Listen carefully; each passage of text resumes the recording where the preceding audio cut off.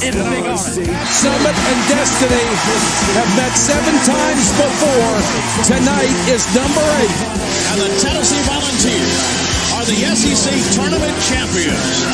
It's been a long time coming. The last time Tennessee won this tournament was in 1979, but they've got another trophy to put in the trophy case at Thompson Bowling Arena. The 2023 SEC champions, the Tennessee Volunteers.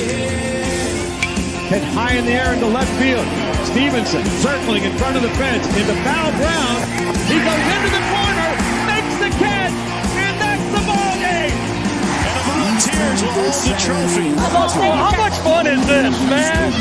God, I love it. High fly, deep right, and Tennessee walks it off.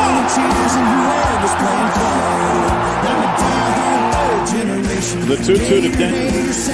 Well hit deep left field. It is gone. For the win for the Volunteers. From 40. On the way, a knuckleball. He got it! How much fun is this? Man, Rocky Top. This is college football at its absolute best. Welcome into the Vol Fanatics Show. This is Skylar, man. We are a little heartbroken, but I got my co-host here with me, Michael. He's going to make me feel better on this. Hopefully. I don't know. But, Michael, how are we feeling today? You know, you mentioned a little bit heartbroken, disappointed at the way today went. But, we're going to power through it. We're going to talk through some of our emotions today. But we got some good things to talk about, too, today. So it's going to be a good show. No, absolutely. This time of year, obviously, happy Easter to you. Happy Easter to everybody listening. I hope y'all have enjoyed the 3-day weekend. But before we get into this show, man, we want to remind you guys that we are sponsored by Chris Smith Insurance. As a homeowner, Chris Smith was once let down by an insurance company, so he decided to start one of his own, where instead of feeling like a big company is fighting against you, you'll know that your agent is fighting for you. All insurance is not equal, guys. Make sure that you trust the Chris Smith Insurance Agency. If you want to get in touch with him, he's out of Oak Ridge. His cell phone number is 865-272-3387 to get you a quote. And even if you don't want a quote, maybe get to know him before then, because a relationship with your agent is never a bad idea in case an emergency happens. So, Michael, like you mentioned, it's a lot to talk about. Obviously, we had men in the Elite Eight for the second time ever in program history. Unfortunately, the women's kind of got bounced early, but we'll talk about that in segment 1. In segment 2, I think we have softball, baseball updates and big weekends for both of those teams. And then segment 3, we're going to talk about a little bit about football. Then it's been a while. Yeah, it has been a while, but get to talk a little bit about football, some Vols in the pro day, some spring practice news, a little bit of recruiting news. So a little bit of everything to go around here. So before we get into our first segment, I want to remind everybody that our first segment sponsor is Optimal Asbestos Services, your trusted environmental consulting firm in Knoxville, Tennessee. State licensed and insured, we specialize in asbestos air quality management for commercial buildings and homes. A big thanks to Jeff Mole at Optimal Asbestos Services. You can reach him at 865-223-3297 or on the web at optimalasbestosservices.com. So thank you, Jeff and Optimal Asbestos Services, for being our first segment sponsor. And our first segment today, you've already hit on it. We're going to talk about Vol basketball. We'll start with the women. This feels like it was over a week ago because it's been so long ago. But it was Monday. Lady Vols unfortunately got bounced in the round of 32 to NC State. But, hey, a shout-out to NC State, who is in the Final Four after today. They knocked off number 1 seed Texas in the Elite Eight today. So NC State women going to the Final Four. No, absolutely. I mean, in a way, once you get beat by a team, you almost want to root for that team because if they win it all, you can somewhat say that you were the second best team in the nation at that point. But, hey, let's shout out the Ohio podcast for tuning in. He says, hey, guys, congratulations on a great season this year in men's basketball. That was one heck of a game. It was, man, and we're going to break it down. But we knew what we had in the matchup-wise with Purdue But like I said, we'll get into that game here in a little bit. We appreciate you tuning in, and we appreciate everybody tuning in, whether you're on Facebook or YouTube or Twitter, anything like that. We appreciate you being here. But, yeah, the Lady Vols in the round of 32 facing off NC State. NC State's kind of gotten hot, men's and women's, by the way. But, no, Rakia Jackson was just doing it all early and often, and then you just knew the cold spell was going to happen. You just wish it wasn't going to happen as soon as it did, right? And unfortunately, when that happened, we couldn't lean on any other player on the court to carry us through what was an abysmal second quarter. In fact, I got it pulled up right here. It was 23-24 after the first quarter. And in a game that you were feeling good about. I'm sorry? A fantastic first quarter. I think Rakia had 14 points in that first quarter. Exactly right. Like in a quarter that you were feeling good about because, in basketball, when shots are going down early, you feel good about it because that only builds your confidence for the rest of the game, right? Yeah. So you're feeling good, and then the second quarter happens in which you get outscored 25-8, and it was even uglier than it sounds. It was really bad. Now, credit to the Lady Vols. They absolutely done what they've done all year, and that somehow scratch and claw their way back to get it within 2, but unfortunately just couldn't close the gap, and it was a tough loss, but, man, these Lady Vols fought hard. They sure did, and, we knew that Rakia Jackson, she was going to be a first-round draft pick once the season closed, but she just showed exactly how good she is in this game. There's been numerous games this year where she's had 20-plus points and, 9 rebounds.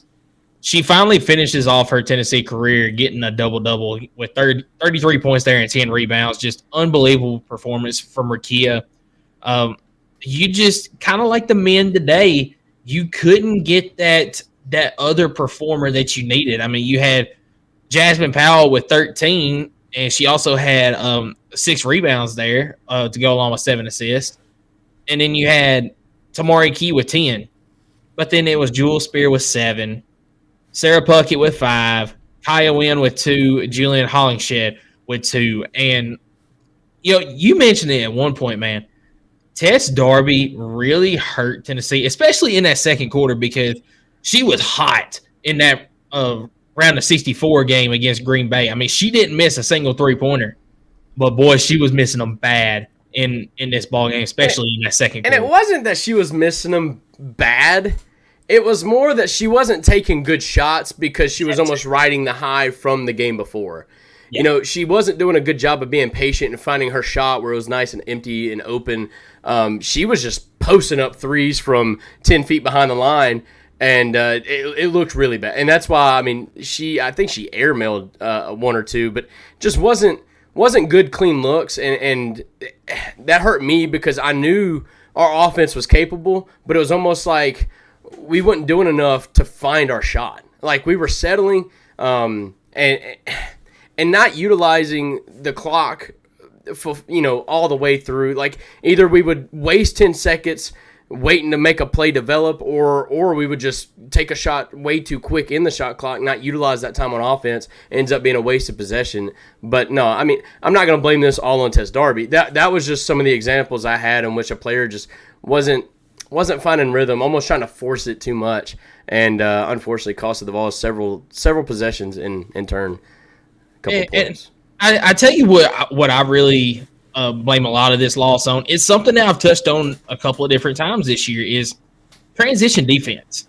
That really beat you in this game because NC State, whether it was a made basket, a missed basket, whatever, they were getting the ball out, and because Tennessee wasn't getting back on defense good enough, NC State had numbers, and they took advantage of it, especially in that second quarter.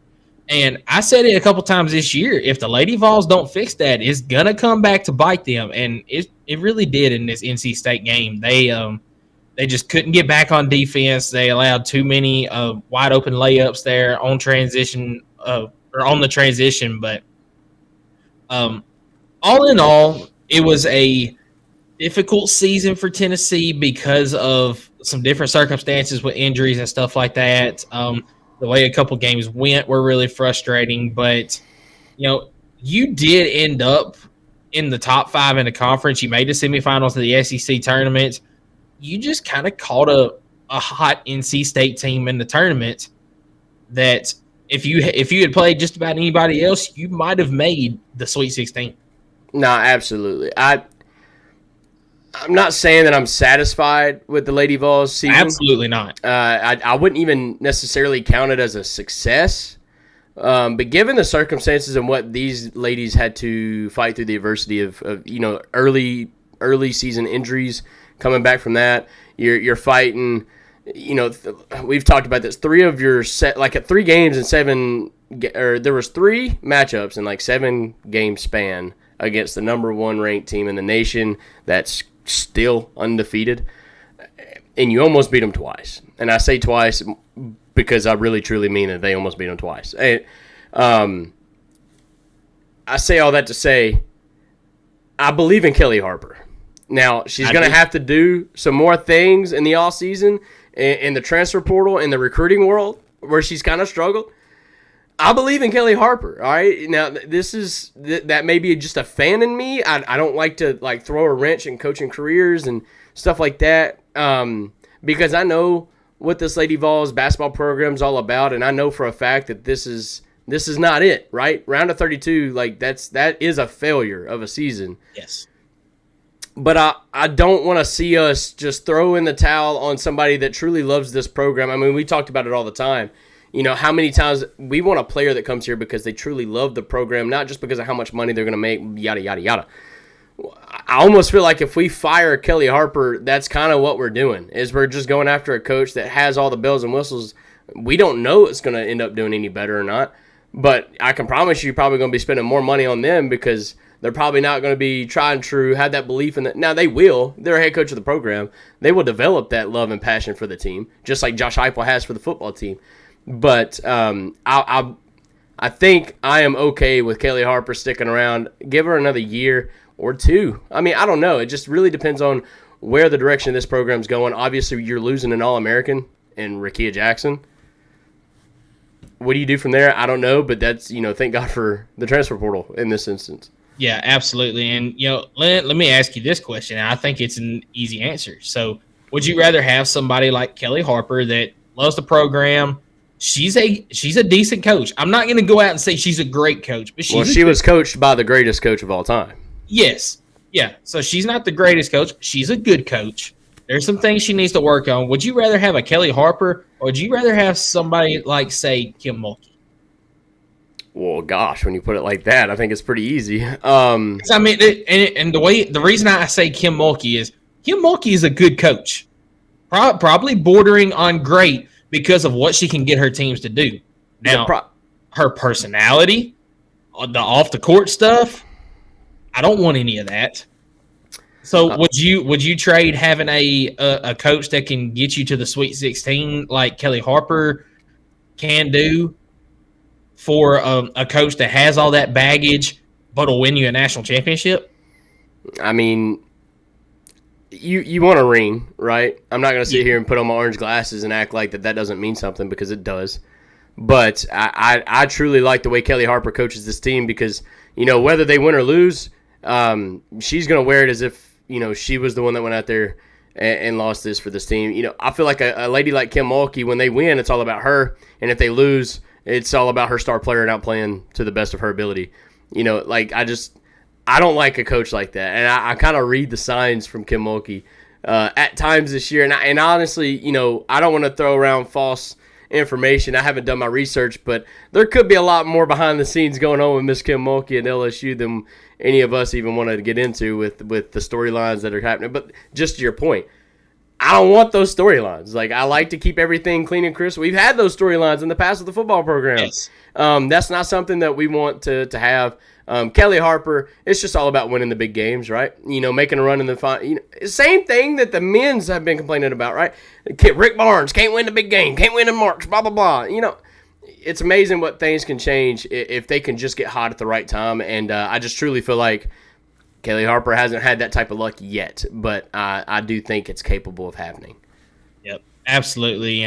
Lady Vols, unfortunate end to the season, but a season that they can build upon going forward. You know, you mentioned it that Kelly Harper needs to hit that transfer portal, hit the recruiting trails, needs to do those things hard, need to fix a few things in the offseason, but this is a team that's not far off from where they need to be. I don't feel like it's a major change that needs to happen. It's some small things that need to be fixed.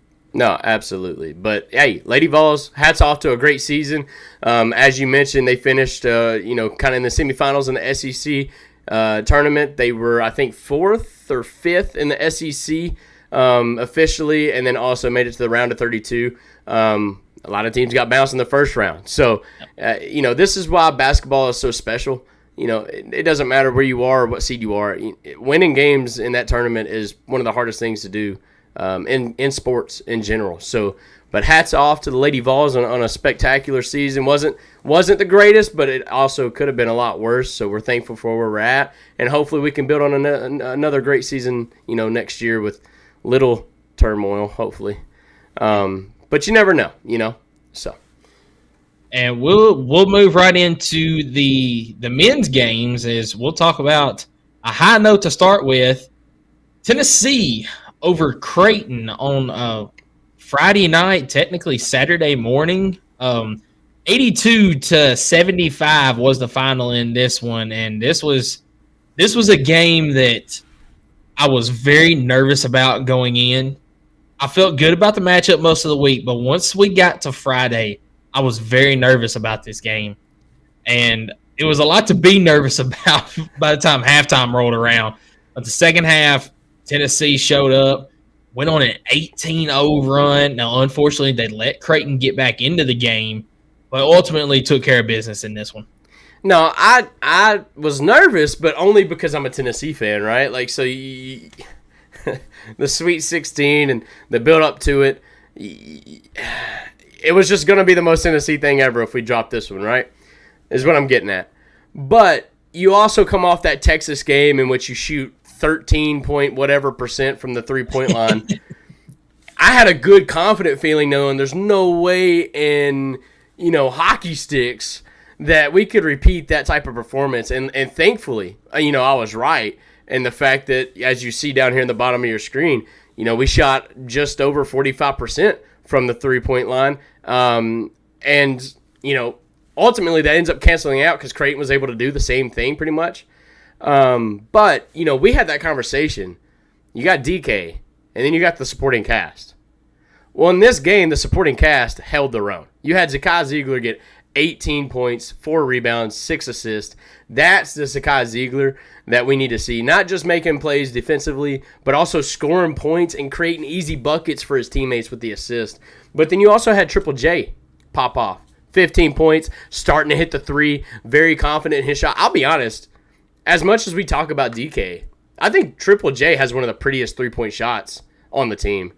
I'll stand by that on the grave, and I honestly wish he'd shoot more three-point shots because it's just so pure. But, you had those 3 pop off. You had Jordan Gainey give you another 7 off the bench. And JP Estrella didn't do, a ton. He didn't really get you any points, but, any time in the tournament helps build you some confidence in a game in which you knew you were going to have to need him against Purdue. And so you kind of got to see where JP Estrella was at defensively, and ended up being pretty big win. Yeah, and I do want to talk about these bench players for just a minute because, the first half, the guys that stepped onto the floor were huge. Well, first off, we didn't even tell the big storyline that Santi didn't play in this game. Yeah. He was out with the flu, so Santi didn't even play in this game, which led to Jemai Meshack getting the start. But, towards the end of the first half, you had to have a couple of bench players come in that normally don't play a whole lot. And those 3 guys stepped up big. You had Freddie DeLeon come on first in place of Jemai Meshack when he picked up his second foul.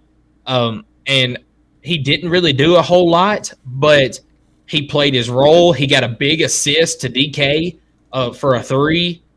He did pick up a foul while he was out there, but I really didn't feel like it was a terrible foul. It was a good foul, the one that he had. So he had some good minutes. JP Estrella came out there once Tobe picked up his second foul, and Adu was struggling too. So it was good that JP could come in. He gave some good minutes out there. He shut down what's his name? Kalkbrenner in the post. Yeah. He did his job. And to your point, you had Cameron Carr come out, get a rebound immediately, and then sink a three. That kid's gonna be electric, dude. I'm pretty excited about what he's gonna have to offer. But yeah, you had a little bit from a lot, which is what you need in the tournament, right? Give your guys some rest. I would like us to not go on these cold spells as much as we do. But that's the name of the game, and it's just about weathering the storm when they storm back. And in this game, we were able to handle it, right? We were able to handle it. This was a pretty high-scoring affair. But overall, Tennessee did what they did with the big three and Connect, Ziegler, and in this case, Triple J, and then just got minimal points from almost everybody else, which was much needed in a 7-point victory over Creighton to send us to our second Elite Eight ever. But that was just enough as far as the scoring from all the guys that did score. You got what you needed from everybody else on the defensive end. Jemai Meshack might have been the MVP of this game because of his defense. Like what he did, stepping up to fill Vescovi's role because Vescovi couldn't play. The defense, the hustle. I mean, Jemai Meshack played 25 minutes in the game. He had 4 points, had 8 rebounds, and 5 of those were offensive rebounds to go along with 2 assists. He did have 4 fouls, but that's just because of how good he was hustling. 2 blocks and 2 steals as well. I mean, he played his heart out in that game, just like everybody else did. But Jonas Adu, man, these last few games, he's been non-existent. I mean, we'll talk about it a little bit more when we get over to Purdue. But, I mean, as you see here, Dalton Connect, 24 points, 6 rebounds, 5 assists. Zakai, 18 points, 4 rebounds, 6 assists. And then you mentioned it, Josiah Jordan-James, 17 points, 6 of 6 from the line. And, I've been mentioning HYFT, hit your free throws. Tennessee was clutch down the stretch once again. I don't remember the exact numbers, but I know Zakai did miss 2, I think, down the stretch. But, Josiah Jordan-James, 6 of 6 from the line. Connect was 5 of 6. His 1 miss was early. Ziegler was 3 of 5 from the line, and then Tobe Awaka was 1 for 1 from the line. 15 of 18 total from the line in this game. I mean, you can't ask for much better than that. No, absolutely. But as you mentioned, Jeremiah Meshack played one of his best games in a game in which he knew he had to, right? Like, he's not coming in now when Santi picks up that second foul. He's coming in and playing the starting role, and he's got to be careful not to pick up those fouls, but at the same time stay aggressive and get those steals. He picked up 2 steals, and Tennessee's transition offense from a steal is literally one of the best in the nation, and I think that helped carry us to the victory. And like you mentioned, free throws. Triple J going 100%, 4 for 4, but also Dalton Connect, who's not really been that great of a free throw shooter, goes 7 of 8, but makes them when they counted big in the very end of the game when they're just fouling to try to stay in it. Hey, to your point about the transition, Tennessee outscored Creighton in fast break points 18-5. Yeah, I mean it's almost uncomparable. Like Tennessee is just insanely good in open court transition, defense to offense, just getting down the court, flying, getting to the rim, or, if they've got a guy back, they're really good at passing it out and having somebody wide open for a 3-point shot. But credit to some of these teams. In March, they know that. They're doing their film study. They're trying to prevent that from happening. And in turn, you kind of see a lot of these teams I was kind of picking up on. They wasn't passing the ball as often because the more you pass it, the more opportunity you're giving our guards to jump that pass and get a quick, easy bucket. So credit to teams like Creighton, Texas, Purdue. We'll talk about that later. They were driving rather than passing because they knew the more that they put that ball, in the air, the more opportunity our guys have to jump that ball. But no, look, before we break down the Purdue, because we're pretty close to getting there. We've said this, and I changed my answer several times. This was the win that got us to the Elite Eight. Yes. I want to talk about Rick Barnes. I want to talk about this team. Is this not a successful season under Rick Barnes? This is a successful season because, even though I came out, what was it, about a month ago maybe, and I said this team will make the program's first Final Four, unfortunately, I was wrong. But I still said if they make the Elite Eight, this is a successful season. Because we never made a Final Four. You can't say that it's an unsuccessful season if you don't make the Final Four this year. This team had Final Four potential, but you've never made a Final Four. So it's unreasonable to say this is an unsuccessful season if they don't make the Final Four. And I liked what I heard from Brian Rice on the Eric Haynes show this past week. There's different levels of successful season because without a doubt, this is a successful season for Tennessee because you won the conference in the regular season in probably the hardest SEC season ever. I was going to say, one, it's the toughest conference. Two, you had 5 teams within one game of each other. So the season is a success from that standpoint. But then you have a separate success season when it comes to tournament play. If Tennessee got beat by Creighton, that would have been an unsuccessful season because of the tournament. You didn't make it as far as you needed to. But because you made the Elite Eight, I feel like this was a successful season. I think I agree with you. I changed my answer last week, said no, this team really needs to make a Final Four because they went one and done in the SEC Championship tournament. But like you said, you can't put expectations like that on a program that's literally never done it ever in the history of basketball. So I do think that's a little unfair, but I do want to I kind of want to credit Coach Barnes. Making the Elite Eight has done the biggest thing, I think, for him and for us is now we don't have to sit here and say Bruce Pearl was the only coach that got us there. No, now we can say Rick Barnes has gotten us there, and Rick Barnes has gotten us the most tournament wins in back-to-back seasons than I think this program's had in quite some time, if not ever. We've had 5 wins the last 2 seasons in the tournament. That's pretty freaking good. Back-to-back Sweet 16s, making it the Elite Eight this year. I think, and man, I listened to post-game interviews with, you had Zakai Ziegler, Triple J, Dalton Connect, Rick Barnes, kind of just discussing the game. And we'll get into Purdue here in just a second. But I think this is something that's not reputable because I don't think you're going to find another Dalton Connect. But I think he did really good for himself in attracting players that want to be coached well to come to him because of what he's been able to do through Dalton Connect. And thus, I do think Tennessee could be that next new hotspot for transfers that want to come in, make a difference immediately, and maybe make a run in March. I don't know. That's just me. What are your thoughts on that? I don't know. Yeah, I think you're 100% correct on that. I think that this is a building moment for Rick Barnes and his Tennessee team, and you're only losing 4 guys. Now, granted, 3 of those are big guys. I mean, Josiah Jordan-James, Vescovy, Dalton Connect. The other one being Colin Coyne, walk on. Hey, he got some valuable seconds in that game. He sure did. He got some valuable seconds. No, that was awesome to see. Yeah, but you're onto something, right? Like you got Zakai Ziegler, Jonas Adu, which we're going to talk about him in a minute. You got Awaka, who I think could be one of the biggest stars in the game next year. Yeah. You got Jordan Gainey, who's a shooter, right? So you have that type of potential out of a guard like Jordan Gainey. Jeremiah Mashak's probably, I'm not going to say like replaces Santiago Vescovy, but I feel like he brings the defensive edge that Vescovy has, and he's going to have to fill those shoes, right? Yeah. So, like you mentioned, you don't lose.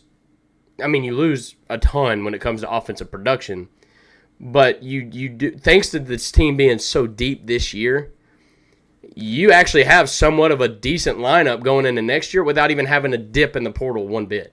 Well, listen to this lineup for next year, and I'm not saying any starters. I'm not going to speculate on that, but you've got Ziegler coming back. You've got Adu, Awaka, Estrella.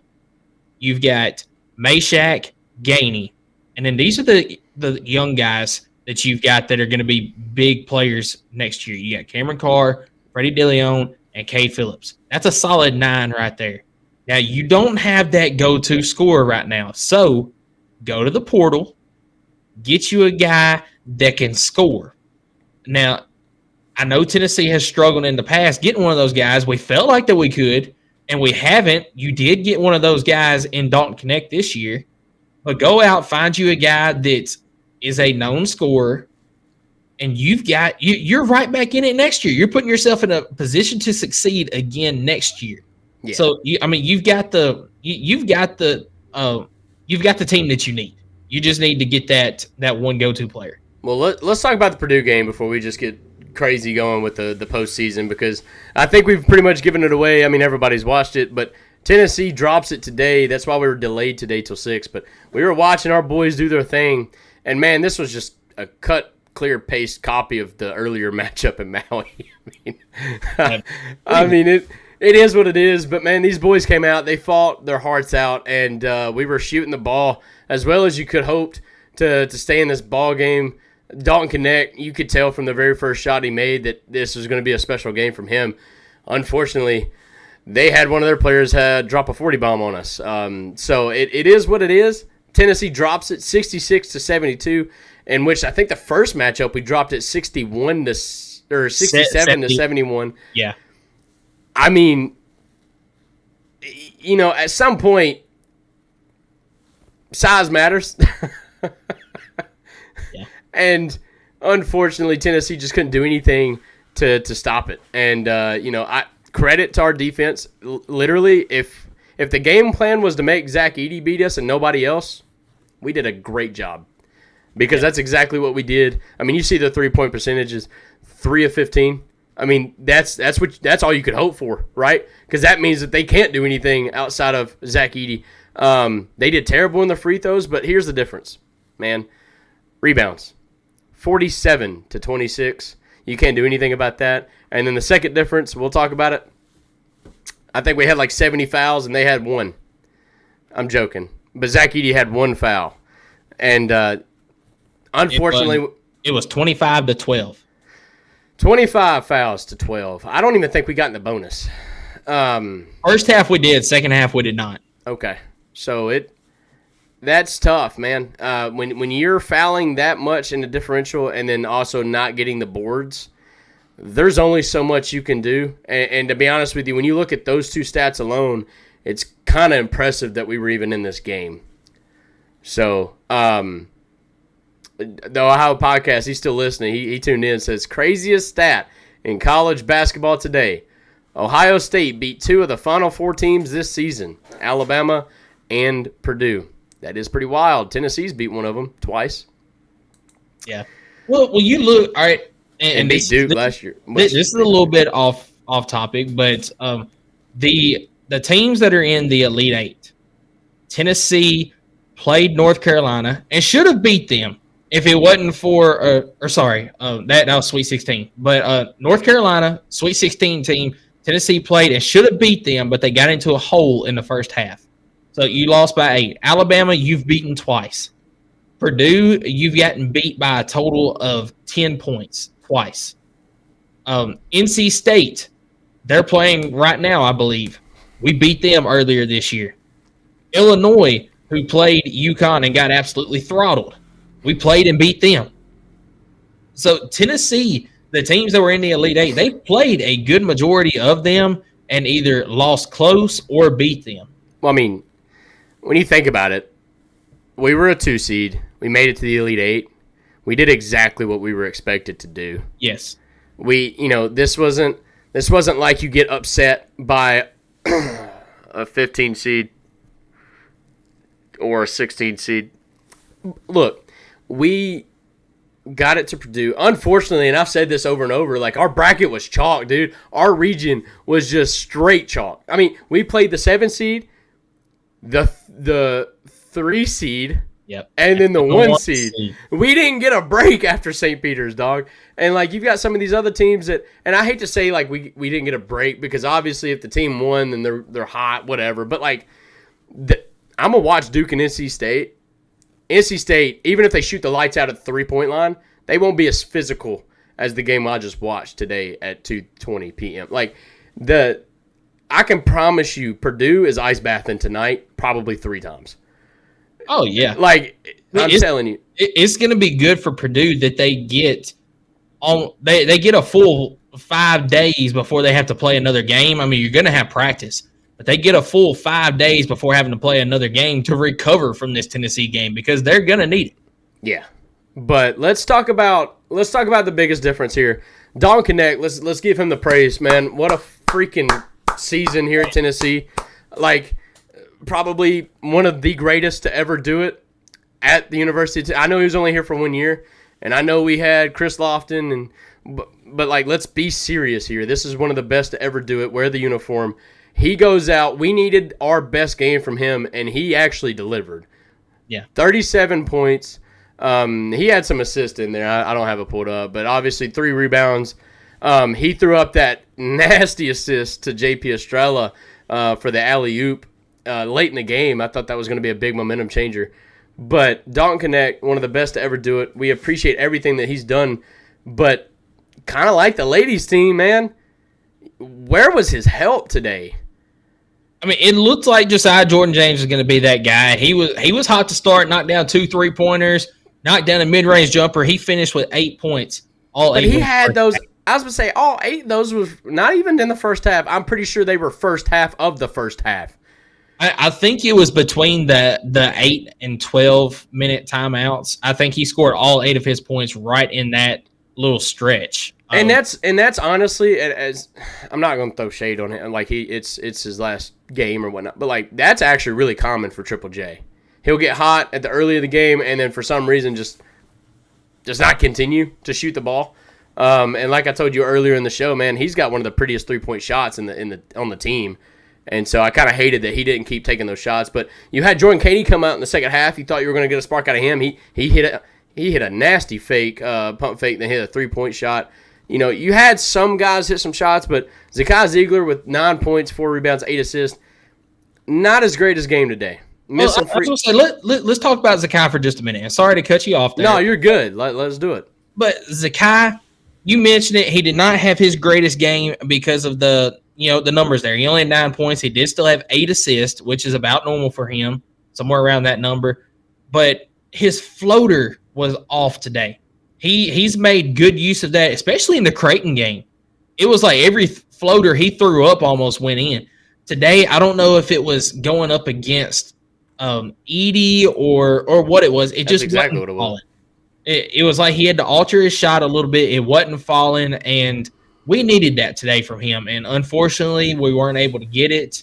And, I'm not blaming all this on Zakai. Each person gets a little bit of blame. But Zakai, we didn't get the Zakai that we needed to show up in this game. But one that I'm going to Hang on. Dalton tunes in, man. He said the cold stretch toward the end of the first half killed us. Have to capitalize on these runs. We struggle with that all year, and he's absolutely right. Dalton, I appreciate you tuning in, brother. Met him for the first time last week. Hell of a dude. I sent you this message, bro. I knew it was going to happen. Like, when we get hot, right, and we go on this run that is almost magical, and we hit one. We hit one in the first half where we were up by 11 at the point because it was like, wow, we just came out of nowhere and hit like 2 layups in transition, hit 2 threes. Like, Dalton Connect's getting all the love because the announcer's like, he can't miss. He can't miss. He's hot. And then next thing you know, they show a graphic up where we haven't scored in the next 7 minutes. That's really frustrating. And on top of that, in between those 7 minutes, you pick up 17 fouls because they're just giving it to Edie the whole time. But let's talk about that. I know you're dying to go there. You needed your best game out of everybody. You really needed your best game against your big two in Jonas Adu and Tobe Awaka. Now, Awaka played okay, but again, kind of reckless with the fouls. What happened to Adu? That dude was a guaranteed bucket for 15 points a game all season, and then we get in this tournament, and the man falls off a cliff. He can handle physicality. Is that what it is? Is that all it is? That's when he's got somebody that can be physical with him, he doesn't want any part of it. He is Charmin soft whenever it comes to that. I mean, that's what it is. He can't handle that physicality, and and maybe you saw something else that I didn't, but I think Tobe Awaka played a fantastic game. I know that he got into foul trouble, but a couple of those were not fouls. It was Zach Edey getting the ball, and referees are whistle happy when that happens. But that's a different story. Hats off. Wait, referees were whistle happy? I wouldn't know. I'm sorry. It's almost like it was. Sorry, I'm not gonna sit here and harp on the refs. All right, I'm not either. And hats off to Zach Edey. Had a career high today, 40 points. I mean, hats off. Fantastic. I seriously think it's almost more impressive that he didn't have a foul until the 13-minute mark of the second half. You didn't see my Grinch smile right there? I gotta show this. All right, check out this elbow, right? Bam. Hey, but that's a foul on Triple J for going up for the rebound. Yes, that's what we're gonna do. All right, that's all I'm not gonna sit here and harp on that. But he doesn't foul. He's the cleanest player that's ever played the sport. He's also the biggest player. No, that dude literally carried Purdue. And I think, and somebody sent this on Facebook earlier, said Purdue might not have even made the tournament if it wasn't for Zach Edey staying for another year. And I don't know if they're wrong. I don't know if they're wrong, dude. But he's there. Jonas Adu just did not show up. He only played 10 minutes of the game today. Because Barnes got fed up with it. And I'm going to credit Barnes for that. Why would you put him in? Look, I got this. We settled. I don't have the number. I don't know why we do this. And I'm okay with DK doing it because I know he can do it. We settled for so many mid-range jumpers that made no sense whatsoever. And Jonas Adu is like the worst at it. Instead of being the big man in the post, getting a close little hook shot or like a little layup, he will literally take a step back and do a jumper and miss it every time. In fact, he's airballed more than he's freaking made the last 2 games. But I'm not going to sit here and say that those are necessarily settling. Those are shots that he has hit during this season. He just and they were open shots. Well, I mean, of course they're going to be open because that's a shot they want you to take. But it's a shot that he can hit is what I'm getting at. So that's why I won't say it was necessarily settling. But on the same hand there, I mean, you're right. He was settling because he didn't want to go in there and be physical. You got to draw fouls. Yeah. I mean, point blank. I mean, I don't know. You're the big man. Leave the jump shots to the guards and to the, you're Jonas Adu, bro. Unless you're standing on the free throw line for a jumper, whatever. I don't know. That to me was frustrating. But like I said, I'm going to credit Rick Barnes to that because why would you throw him back out there? He clearly wasn't being productive in any way. He was fouling on defense, not really guarding the ball. And then on top of that, was not making a bucket. I don't think he had a single point. Jonas he didn't. With a goose egg. 0. First column. You can't have that from your big fella, dude. And, Ohio podcast, look, we're not going to sit here and harp on the refs the whole time, but yeah, I mean, you can't do anything. You're in a losing situation, right? When you got Zach Edey standing under the basket for 10 minutes with no call. But on top of that, JP Estrella did a great job, though. When Zach Edey takes that ball, right, because they're going to give it to him, you have to push him out, right? You can't be egregious with it, though. And that's what got Awaka in trouble because Awaka was just leaning, it was aggressive. But JP Estrella did a great job not letting him just kind of bully him back and back. And then it honestly forced Edey to play a fantastic game. Yeah, it forced Edey to pass it back out to his guard. But, this is where Purdue did really great. They would pass it back out to the guard and then immediately back to Edey, which got the guard off of Edey because our guards would creep in to try to slap the ball out when he's trying to dribble. But no, man, it was a fantastic game. I mean, these are 2 juggernauts of a basketball program right now. You had Purdue, Tennessee, 1 and 2 seeds. Arguably could have been 2 1 seeds, but Tennessee choked in the SEC tournament, which is ultimately what got North Carolina in. So it's frustrating. Tennessee fans were happy to get to play Purdue in the Elite Eight if it got to that point. I was a little weary of this matchup just because I remember how Maui went. And yes, as a fan, I'm like, hey, we got better since then. But I'm also a realist in knowing that if we got better since then, Purdue probably got better since then. But But no, I mean, I can't ask for anything more, man. I mean, we took Purdue to the wire. Purdue's got a real shot to make the championship game, regardless if it's NC State or Duke. But it's been a special season from Rick Barnes and company, and especially from Dalton Connect, who, in my opinion, has a very real chance of hanging his jersey up in the rafters at Thompson-Boling Arena, and I'll leave it at that. Yeah, I agree with you. And this is awesome what I saw right here. This Barstool SEC on Twitter. It is so unbearable. I've got Kentucky fans, Alabama fans, Auburn fans, Gamecock fans, and Georgia fans all out on the timeline cheering for the Vols with a Final Four berth on the line. And it wasn't just them. It's everybody in the country was wanting the Vols to win because they didn't want to see Edey win. Everybody except the refs, dude. Yeah, the refs and Purdue fans. But dude, if you can get Kentucky fans cheering for Tennessee, bro, oh my God, that's terrible. No, I had a Kentucky fan, shout out to him. He hit me up in the DMs. He said, man, I'm not rooting for Tennessee because I can't do it. But I don't want Purdue winning. I said, you know what? I said, handshake, dap me up, my boy. I got you, you know. But no, it was a tough game. As a fan, it was a great one to watch. I'm glad I got to witness it. You know, I think people are quick to forget this is only the second time ever in the history of this program that this has happened. Exactly. You got to remember that and enjoy it, right? You know, you had your coaches on Facebook coming out after the game. Rick Barnes can't win the big one. Man, shut up, bro. Like, whatever. Rick Barnes is arguably the greatest coach that's ever been here at the University of Tennessee. So. Oh yeah, absolutely. Since he has made it to the Elite Eight now, and it's not just Bruce Pearl that has made it, he's got to be the greatest coach that is coached at Tennessee. And real quick, I do want to pull this up because did you see the interaction that Candace Parker and Bruce Pearl had I did. Of the Creighton game the other night? I did. So I do want to play this real quick for the folks on the stream. So I actually had mixed emotions about it, I'm not gonna lie, but I thought it was pretty cool that they showed that appreciation to each other. Yep. Coach Pearl's a very good sport, and today he was passed up in head coaching wins in the tournament by Rick Barnes. Rick Barnes got 9, Bruce Pearl has 8, but the amount of times they mentioned that 2010 run, I feel like that really got things going. I mean, this is a Tennessee team that it's still shocking.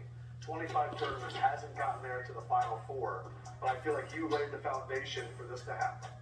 Well, Candace, when we talk about Tennessee going to the Elite Eight, the Lady Vols didn't go to the Elite Eight. It was a disappointing season. She was about winning national championships. But it's a big step for the men's program and a big step for Coach Barnes. Coach Barnes is a Hall of Fame coach. He's one of the best coaches in all of college basketball, one of the best people in our game. And he got some criticism about not having great postseason runs. Look, it takes players like Zakai Ziegler, who has that New York toughness, the will to be able to win. Coach Barnes said that no player he's ever had in Tennessee has much impact on the culture of this program. I had a few of those guys back in 2010 that desperately wanted to sort of follow in the footsteps of the Lady Vols and do something, really, really special. I know Ernie Grunfeld, I know Bernard King, I know Allen Houston, I know all the great Vols are really, really happy about this run. And it's not over. Yeah. Listen, he's being humble. Great guy. He's being humble. He came in and transformed the entire Tennessee program.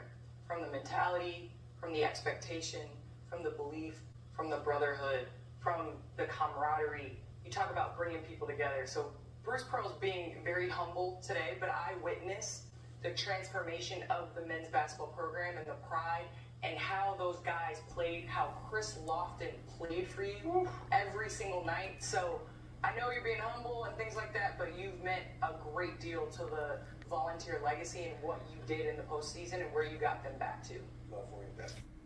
I mean, she's 100% correct there that he without a doubt is what started the Tennessee basketball program on this trajectory. He changed the mentality of it. Kind of went down just a little bit with Donnie Tyndall, Conzo Martin, that group right there. But Rick Barnes took that mindset and elevated it. No, he absolutely did. I'd take it back. I don't have any mixed emotions about that. It looked like Bruce Pearl was about to cry right there, brother. Yeah, and like Bruce Pearl or not, everything Candace said was true. No, everything Candace said was true. When I first heard that Bruce Pearl, they went on, I thought Bruce Pearl, well, he was trying to make it all about him, right? Because he was the coach that did it. But in that interview, you clearly heard Bruce Pearl was talking all about Rick Barnes and how he's a great Hall of Fame coach. And then Candace was like, hey, whoa, like you need some credit too because this program's only where it's at right now because of what you did back in the 2010s to get it back to this, right? So no, that was pretty cool. Great for Tennessee, obviously in that little segment there. But I thought it was kind of weird to see a head coach for a basketball team that just got put out on the show like immediately. I'm just like, okay, that's not weird at all. But no, Bruce Pearl, Candace Parker, two of the greats that obviously played or coached here at the University of Tennessee. But no, Rick Barnes, what he's been able to do, obviously he's got the non-tournament wins now, 5 in the last 2 years.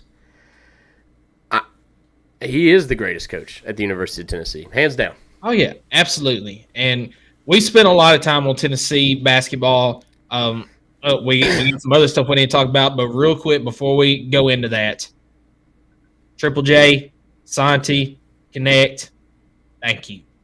Yeah, absolutely. And thank you for – especially Triple J and Vescovy. I mean, 5 years at the program.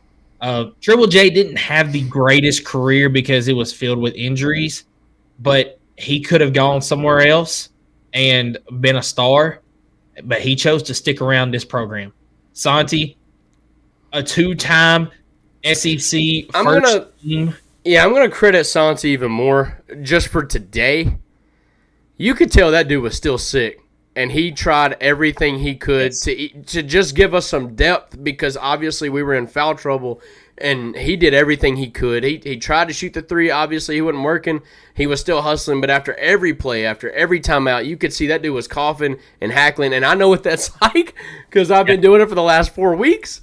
But I'm not also trying to play as if my life depended on it for a freaking national championship. But Santi did everything he absolutely could for this program, and I know it was a terrible season this year for him shooting the ball, but man, what he's added in value, he is the all-time, I think, threes leading scorer here at the University of Tennessee, and it's awesome that he tried to battle through that. Well, see, and he also could have just pouted and all that this year because, as I mentioned, he's a 2-time first-team All-SEC performer, and he took a backseat role. He wasn't even fourth option a lot of times on the court. A lot of times he was the last option on the court and on the team 5th or 6th. He completely changed his role to make room for Dalton Connect, and he didn't complain about it. He wanted to do what was best for the team. And Dalton Connect, you were only here in Knoxville 1 year, but that 1 year was absolutely fantastic. It's hard to put into words what Dalton Connect meant to this program this year. The amazing performances that he had. He could have been a guy that came in here and was looking for a stepping stone to get to the pros, which is part of what he was doing, but he absolutely loves Tennessee, and he said on multiple occasions, I wish I would have been here for 4 years. I mean, just fantastic. Well, I think that also speaks to the culture that Rick Barnes has had at this program. As a transfer, he made that move solely to get to the league. But I think he fell in love with the guys. I think he fell in love with the guys and how they embraced him coming in, and the guys knowing that, hey, we can change our philosophy around this guy and we could be something special. And they bought in. And every game, Rob, I forgot his last name. Dillingham in Kentucky. No. Rob, the Tennessee sports guy, whatever. Can't think of his last name. That's crazy. Bob Kessling? No, Rob, R-O-B. I don't know, whatever. Anyway, he's with whatever, Brent Hubbs and all them, whatever. He was asking DK at the end of the game today. He said, how did you handle scoring 37 and your team didn't do anything? Basically, in layman's terms, Cliff Note version, that's what he asked. And Dalton Connect was like, dude, my team did everything they could. Now, they didn't. Jonas Adu didn't. I can throw that out there. But Dalton Connect never once was like, he always was first to say, hey, I love this team. They believed in me to allow me to go out there and do what I have to do to win the game. But also, they believe in me. Like, I believe in them. They believe in me. We all work together. This team is one. He never was to take the credit for everything, even though he had every opportunity to do so. But, even after a game in which he scored 37 points and I think the rest of his team scored 29. Roughly. I don't know. I think my math could be wrong. I think you're right on that. 37 by himself, 29 by the rest of the team. The math checks out because we scored 66. Wow. That, I don't know. But, hey. Those three guys, thank you for everything you've done for the Tennessee Vols program. No, absolutely. But we're going to wrap up that segment. We're going to move on to segment 2, in which we're going to talk a little baseball, a little bit of softball action, which the Lady Vols softball team is doing something that is pretty historic in its own right. It's great to be a Vol. All right, I know it doesn't feel like it right now. We just struggled. We just had a loss. But, hey, we'll get into it. But real quick, you want to tell us actually, I'll do it real quick. Who's our segment 2 sponsor? It is P&L Business Services. We know firsthand that getting your monthly reporting, invoicing, bill pay, taxes, and other essential business services right is critical. That's why at P&L Business Services, we go beyond bookkeeping by providing you with everything you need in your back office so that you can have your time back and the peace of mind knowing to do what you love most, which is building your business. Behind every successful business is a great bookkeeper. Guys, if y'all want to reach out to Connor or Miss Leanne at P&L Business Services, y'all can go on the website at pnlbusinessservices.com. And, man, I tell you what, they have made our lives a lot easier as a business, for sure, especially this time of year with it being tax season. Yep. So, but no, segment 2, man, we're talking a little bit of spring sports. And we're going to start with the Lady Vols softball team securing the sweep. I love how you threw that in there. Yes, sir. Yep. Securing sweep number 2 as the Lady Vols started off 6-0 in SEC play. With another shutout, another Peyton Gottschall win. And I tell you what, man, this softball team is pretty exciting to watch. They sure are. And they get it from everybody. I mean, you got 2 studs on the mound in Peyton Gottschall and Carlin Pickens. I mean, they're unbelievable. And then we'll get to it here in just a minute, but we've seen Charlie Orsini a little bit too, and she's doing her job too. But Peyton Gottschall gets the complete game shutout here. In the 3 games against South Carolina, they gave up 1 run. Two shutout victories, and then in game 1, they gave up a run in the first inning of the first game and did not allow a single run after that. So fantastic performance from the Tennessee pitchers, from the defense, and then from the plate. You did what you needed to do. I mean, I've got here Riley West. She was 1 for 2 in the game with a home run, 3 RBIs. Kiki Malloy did not have a good day on this one. She walked twice, but she was 0 for 3 from the plate. McKenna Gibson was 2 for 4 in this one.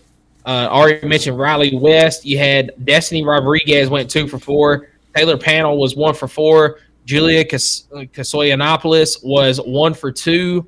And Laura Mailer was also 1 for 2 in the game. Home runs, Riley West and Laura Mailer both homered in this game. I'm telling you what. Lady Vols, do you know that they actually made history this weekend? I don't believe I knew that. So they started out beating Auburn as well in the first 2 games. Now they did drop the one today. They started 8-0 for the first time ever in program history in the SEC. Okay, I did not know that. Yes, sir. That's awesome right there. This helped carry now they didn't have the midweek this week, right? So they got this win, big win, but then they carried this over into the Friday night game. Where they won 5-1 and freaking ticked me off because they gave up a run, but it's all good. I just my expectations just change. After watching so many of these shutouts, it's like I'm starting to throw bets on these games. Like, no, it's gonna be a shutout. Like, it's crazy, bro. It's almost easy money. You know what I'm saying? But no. So the Lady Vols actually got the win here, like you mentioned. A little bit of everybody's contributing here. Wasn't the cleanest of days. We had a couple errors, but other than that, the bats are still rolling. And luckily for the Lady Vols, man, they don't have to have a big day at the plate to still secure a win. That's something that our defense, our pitching is just so good right now that hopefully, we just keep riding this train. But yeah, Tennessee gets 5-1 dub Friday night in a game that we needed something because if you're watching baseball, that was yikes. That was a terrible game. We'll talk about it here later. Well, basketball, Lady Vol softball got the win on Friday night, and we just needed the baseball team to, whatever. Yeah. But no, this was a great game from the ladies, and they kind of carried that momentum in which they were undefeated to start the season. Yeah, and I mentioned the two studs on the mound. Carlin Pickens actually started this game.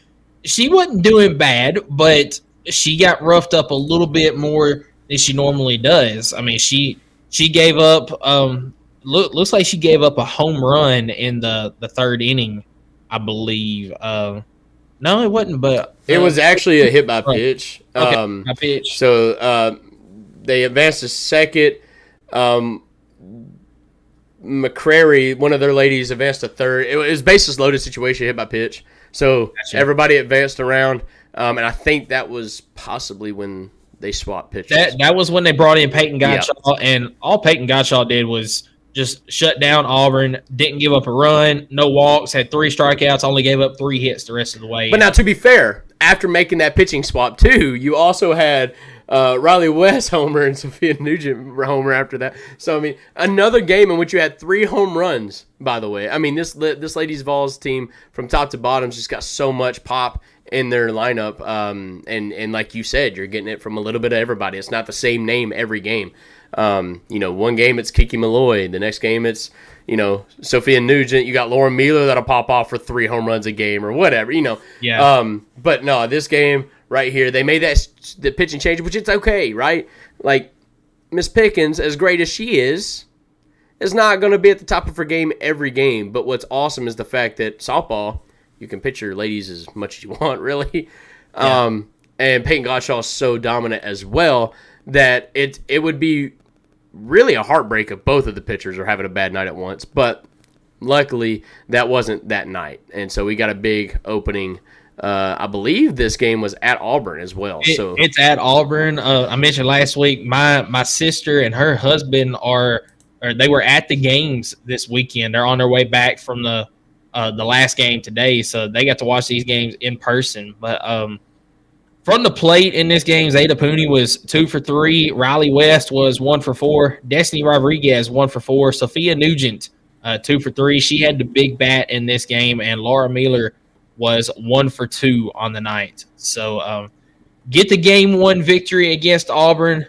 Move right along to game 2. Another victory for Tennessee, 8-4 in this one. If I'm not mistaken, I think all 8 Tennessee runs, or at least the first 7 of them, were off of home runs. The first 7. Hang on. Let me count these up. 1, 2, 3, 4. 4 home runs by your Lady Vols. 5, 6, 7 home runs total. This was a home run derby. I would have loved this in this. You had 4 home runs by your Lady Vols. The very last run we had in the 6th was West singled to the right side, and then Leach scored. That was the only run on our end that was...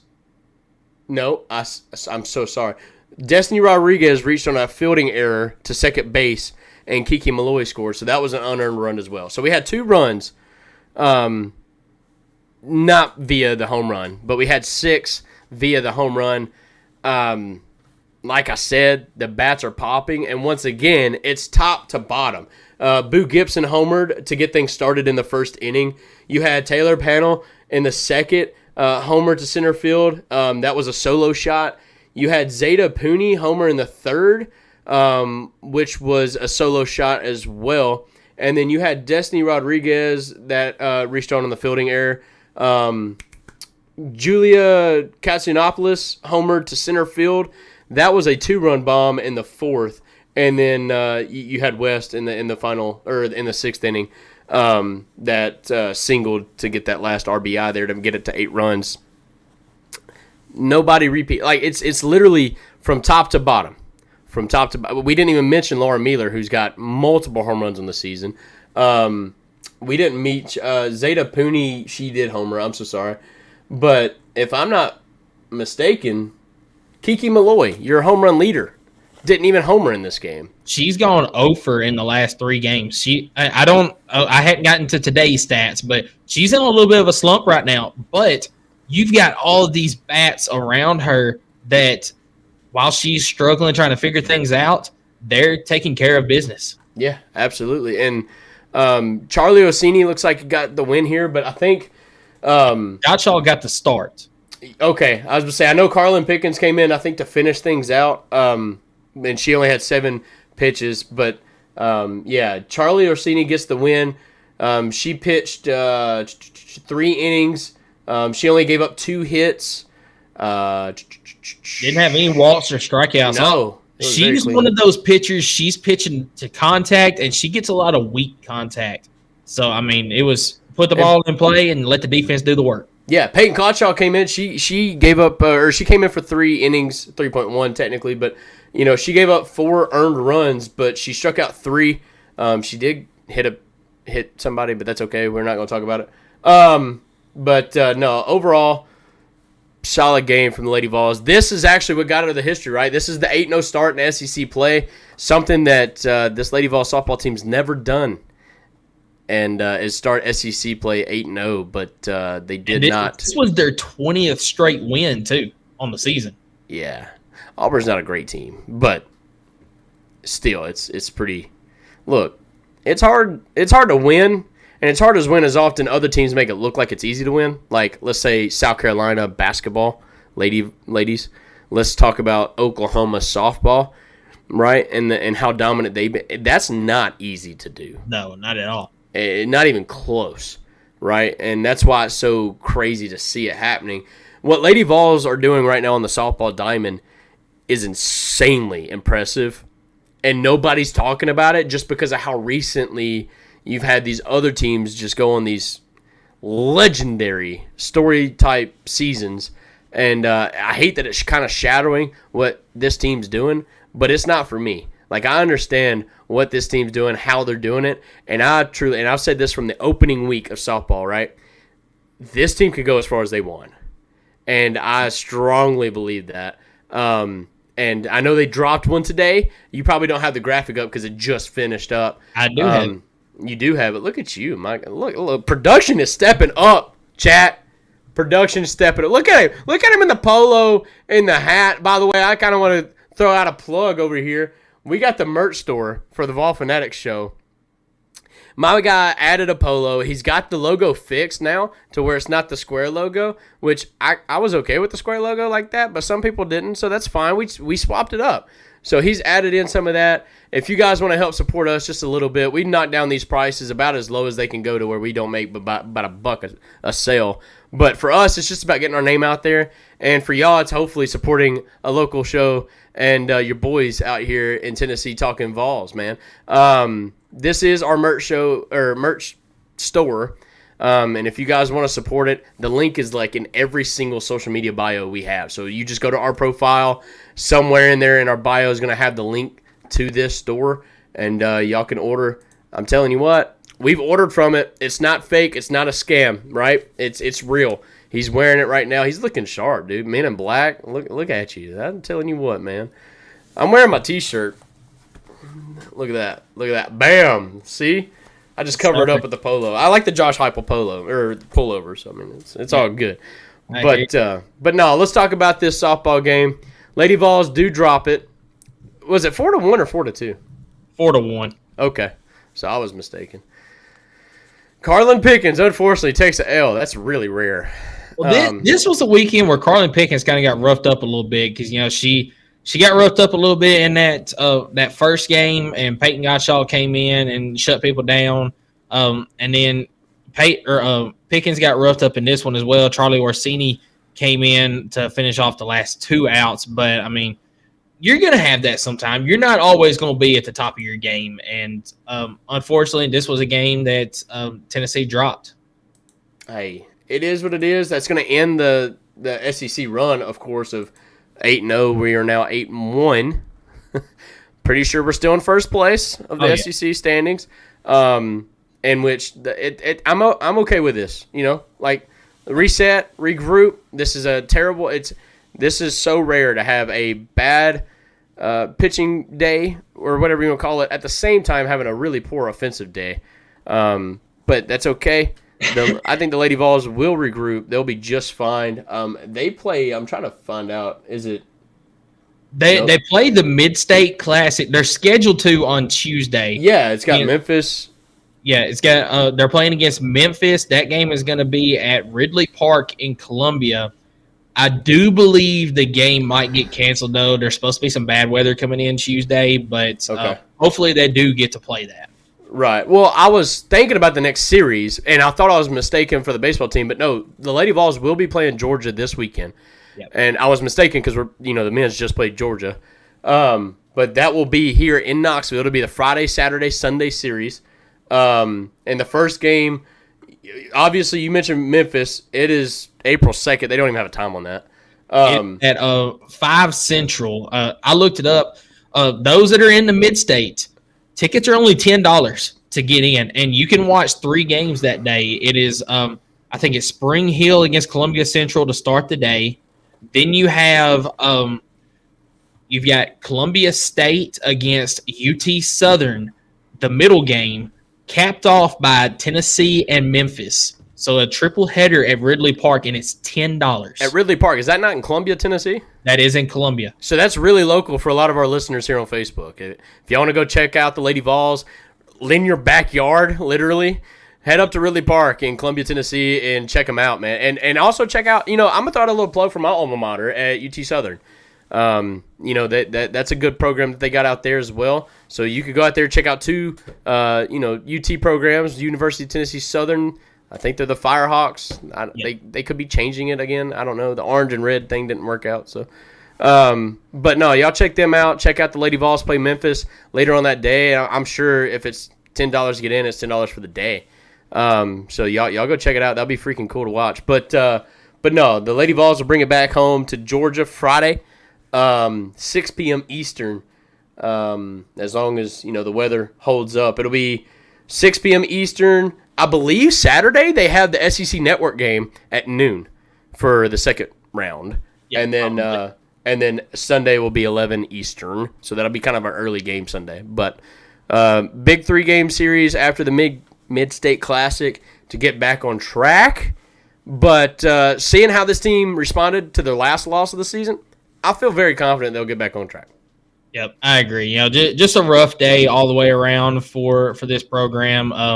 McKenna Gibson was 1 for 2 on the day. Taylor Panel 1 for 2. Sophia Nugent 1 for 3. Julia Kasoyanopoulos was 1 for 3, and Laura Mealer 1 for 3. And there was only 1 extra base hit in the game, and that was for Tennessee, and that was Sophia Nugent.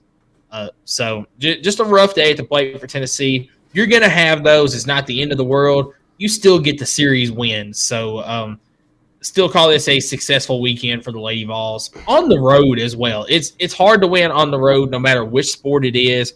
No matter how good your opponent is, it's hard to win on the road. And Tennessee took 2 out of 3. So hey, I'm still fairly confident that your 4th-ranked Volunteers are going to stay right there at the top for the whole season, honestly. I truly think this team has all the ingredients to have quite a special season. They just got to get through this SEC slate and not lose a series. It's okay to drop a game here and there. Yeah. But as long as you wrap up the series, keep those series. And baseball, it's weird, man. Baseball, softball, you can drop a game to a team, but as long as you win the series and the rankings, you won't drop that far, if any, right? Because over the course of 3 games, if you can win 2 of them, you've still proven to be the better team. Now, if you're trying to be the number 1 overall team, you might need to win as much as you can. But as far as being at the top or giving yourself a hosting, a regional or something like that, just staying up there, Lady Vols should be fine, and they're setting themselves up great with how good of a start they've had this year. Yeah, this will be a tough series this weekend as Georgia was the second favorite team to win the conference. So it will be tough, but I do have faith in the Lady Vols. So do we have anything else on the Lady Vols before we move ahead to the baseball diamond? Let's move ahead to the baseball diamond, dude. We got to wrap this show up. We already an hour and 15 minutes in, and we still got a lot to talk about. So it's been a lot of time on basketball, but it was much needed. Oh, yeah, and they deserved it. So yep. Tennessee gets the series win over Ole Miss, 15-4 on a Sunday. Billy Amick, a couple storylines here. Big game, right? 2 for 3, had the home run. He had the double. 5 RBI day, but I believe he got hurt in this game. Yeah, something with his Achilles. He had a procedure on it this week, so he has not been he did not play the midweek game, did not play at all this weekend, could miss some games this week as well. Looking at his appendix, not his Achilles. That's right, appendix, not Achilles. There you go. I didn't want YouTube to go famous and be like, man, these guys have no idea what they're talking about. Yeah, thank you for that correction. No. But I'm funny story on that. Keep looking. Yeah, sorry. I was just gonna say I keep looking at Ben McKee. He's good at keeping updates on the Vols baseball and trying to see where Billy Amick is at. But, no, you're good. I was gonna say funny story on that subject. Billy Amick on his Instagram posted like while he was in the hospital bed, he had the boys with him, right? He had several of the players with him. He was like, funny note. He was like, you don't need an appendix. And I'm like, hey, shout out to that guy for finding a silver lining in a tough spot. So hopefully he'll be recovering soon and back on the diamond. I'm glad he had the game right here, right? Before he got hurt because he was kind of in a slump right before the game. Was. So it was big to see him come back. Even though he got hurt in this game, it was good for the boys to get a big win, a big series win. First series win of the season for the Vols. Not the last, though. What? Not the last. I don't know. We already picked up another one, so we'll get and talk about that. But, no, this is a big game for the Vols. Yeah, it was. Christian Moore, 1 for 4 from the plate. Blake Burke, 2 for 3. Billy Amick, 2 for 3. Kavares Tears was 3 for 4. Dylan Dreiling, 1 for 4. Hunter Inslee, 1 for 4.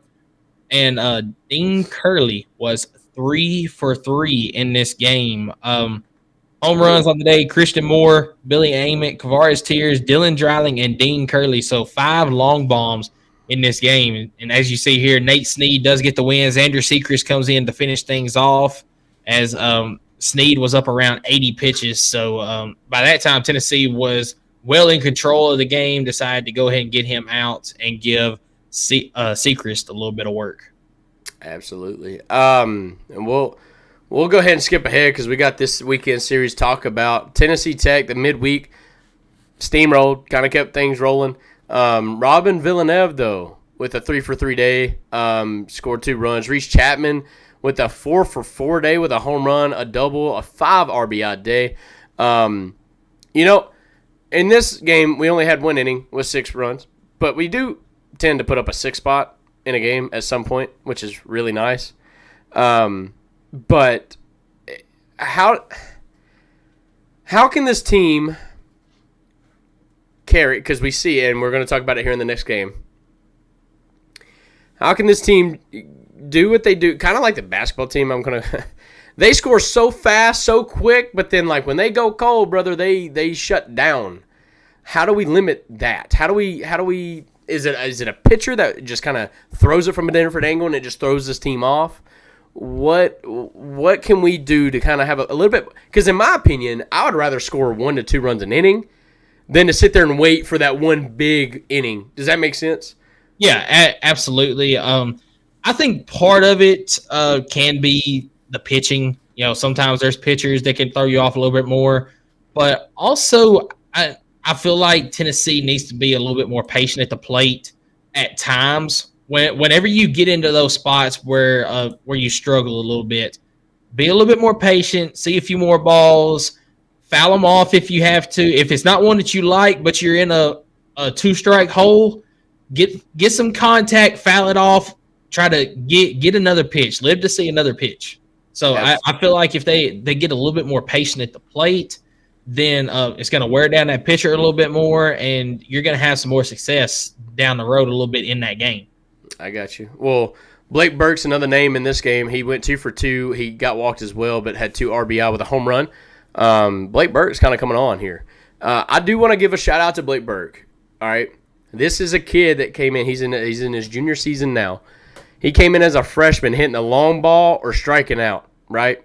But he wasn't a starter due to Luke Lipsius being here still. Yep. So you had this guy who was coming in being a DH, but that dude just had a freaking massive swing, and you knew it was going yard if he got a hold of it. It's just a different sound off the bat when It is. But I what I'm saying, though, is he has done so good changing his swing to still have that pop, but also be a great batter, right? If he's having a battle in a situation, foul something off, he's gotten so much better at fouling it off and waiting for his pitch, but also taking the pitch that's in the zone wherever it's coming in at. That is something that is hard to teach, especially when you've kind of gotten into the habit of just swinging for the fence. And knowing this guy coming from the high school ranks, it's probably all he did, right, is just swing hard and let it fly. But in the last 2 seasons, he's been able to completely change, keep the pop of the bat, but also send that ball wherever it comes in at, whether it's outside, inside, right up the middle. You can play the shift on him. That's fine. He'll take it oppo. That is something that I think is going to prove really key late in the season in these series battles and stuff like that. But also, more than anything, I mean, the dude's hitting over 400 now in the season. Yep. I would almost say it's impossible to take a home run hitter and have them batting over 350. But this dude's doing it, and he's doing great at it, and I just wanted to shout him out because that's something that's insanely hard to do as a baseball player. Yep, you're absolutely right. And we'll move right along into the first game of the series, and this was tough to watch. Georgia comes into Lindsey Nelson Stadium and beats Tennessee 16-2. Kind of what Tennessee has done to teams at times. Georgia turned around and did that to Tennessee in this game. A.J. Causey got roughed up, and he's been dominant most of the year, but he was leaving some of his pitches high in the zone. Georgia was just crushing them, and he got chased after 2 1/3, and really nobody could do much in this game as far as Tennessee pitchers. But Georgia's also got a fantastic lineup. I mean, they've got Charlie Condon out there who is just an absolute dog. You got Collins, can't remember his first name. He is Corey. Yeah, Corey Collins. I mean, it's a lineup that kind of mirrors Tennessee in a way as far as the pop in the bat. Yeah. Clayton Chadwick as well, who hit homered in this game. I think people are discrediting how good Georgia is because they got swept by Alabama in the first opening weekend, I think, if I'm remembering. They took the series last week against Alabama. I think they got swept by Kentucky in the opening. Okay. I was going to say, I've swapped the two then. They got swept and then swept another team. So I think people were discrediting how good Georgia is when in reality, I think Georgia is honestly a top 25 team in the nation. In fact, I'd venture to say that they may be a top 15 team in the country with how good their lineup is. Now, I think it surprised our boys a little bit. I'm not going to lie. This game right here, being on the Friday night, I didn't watch it wholeheartedly because I knew how the start of the game happened. I was like, I'm done. Secondly, there was basketball on late that night. I was much more tuned into that. This game, I think, shocked us. I think it was one of those things where I don't remember or recall a team just kind of at any given moment hitting against our pitching. And literally Georgia was picking. I mean, it was like batting practice for Georgia out there. And I think that shook us a little bit. We showed some fight in the third inning, but then after the fifth inning, you could almost see Tony calling off the dogs saying, hey, let's chalk this one up. Getting run ruled hurts my soul, especially at home. But the way this team was able to respond on Saturday, in which was a phenomenal baseball game, if you watched it. If y'all watched this game, throwing shade at me for that. So I'm not throwing shade, brother. This game was insane, right? Yeah. Look, let me tell you the story, and you see it right here in the bottom left screen, right here. You see, we scored 3 immediately, and I'm like, boom, we're back. Like yesterday was bogus, like it was bullcrap. But then the third inning happens.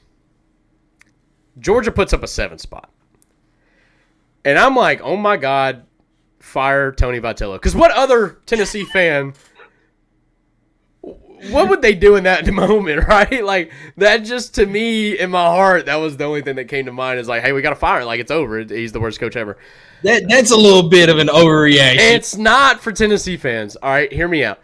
So, in that moment, I'm like, damn, like, Georgia's good. Okay, one. But two, why are we falling apart like this again? But then, my boy Dylan Dreiling comes out in the 5th inning and hits a grand salami. And then my boy Dalton Vargo comes out and hits another grand salami in the 7th. It wasn't back to back. But in both situations, in which we've talked about this so much, when this baseball team has runners in scoring position or even runners on base and this team just doesn't get the hit, and then twice in this game we get back. I'm basically saying back-to-back grand salamis in 3 innings, right? That was, one, if you're watching it, was one of the coolest feelings ever because it was almost like disbelief. Like, watching it live, you thought it was a foul ball because the announcers were like, like there was no celebration whatsoever. But this team came out. The bats were hot. These teams are the 2 best, I think, in the nation in home run, like home run hitting. So you absolutely got all of it in this game right here. I think Tennessee. Let me get my numbers right. Was it this game? No, it wasn't. How many home runs were hit in this game, dude? Do you have the number?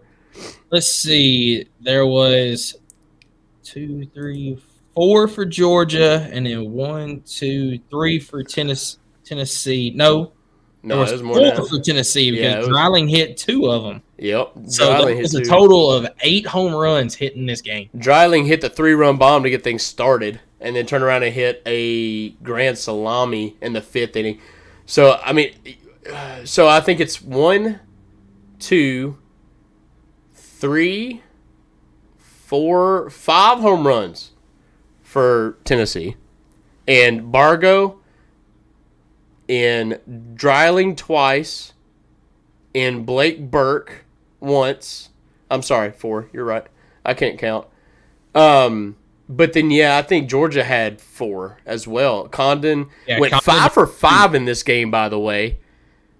Charlie Condon, 5 for 5 day. That dude's hitting, over... He's hitting over 500 right now. Yeah. It's like 520, I think. And he's 3 series in. Now, he had a 0 for 4 day, I believe, today. So that's going to hurt a little bit. But that dude is a dog. One, he's the nation leader in home runs right now.